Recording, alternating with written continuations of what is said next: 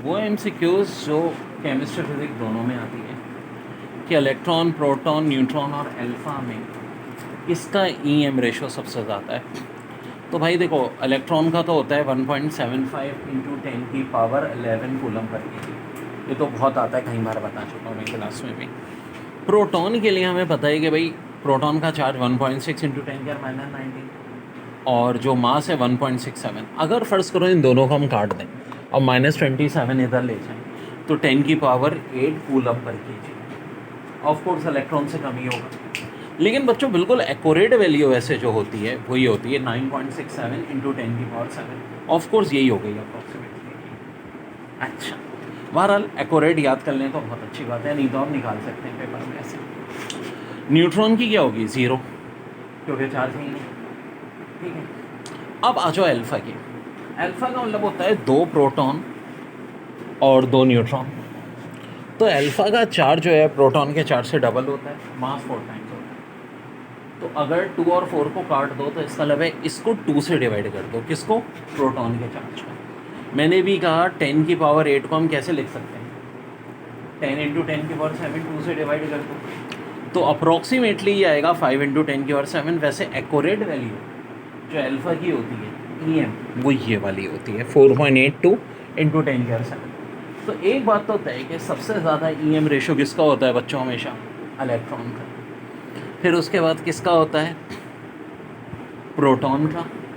और फिर अल्फ़ा का। न्यूट्रॉन का सबसे कम कितना होता है? 0 होता है।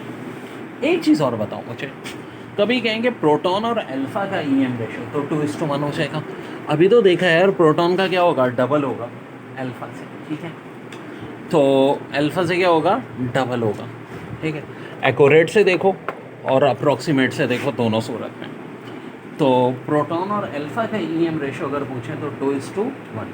और इस एमसीक्यूज़ का आंसर क्या था? इलेक्ट्रॉन। हाँ, अगर पूछें सबसे कम तो किसका होगा? ऑफ कोर्स न्यूट्रॉन का, 0, जो माइनस में तो होने से ना, तो 0 न्यूट्रॉन का।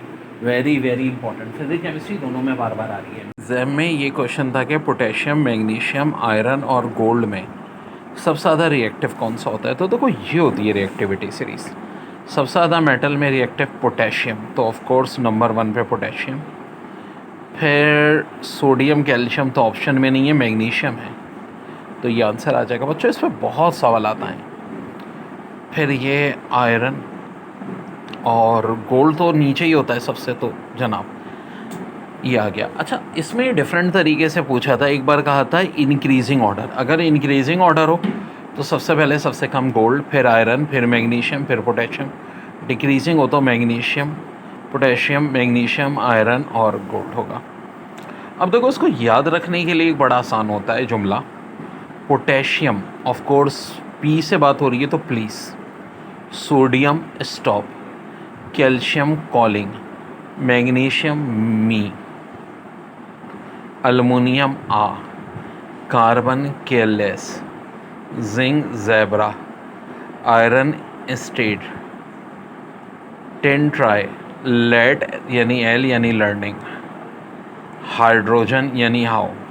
आगे फिर वही है copper silver gold, learning how, copper silver gold. तो इस ट्रिक से हम याद रख सकते हैं। अब देखो, एग्जाम में डिफरेंट डिफरेंट आए।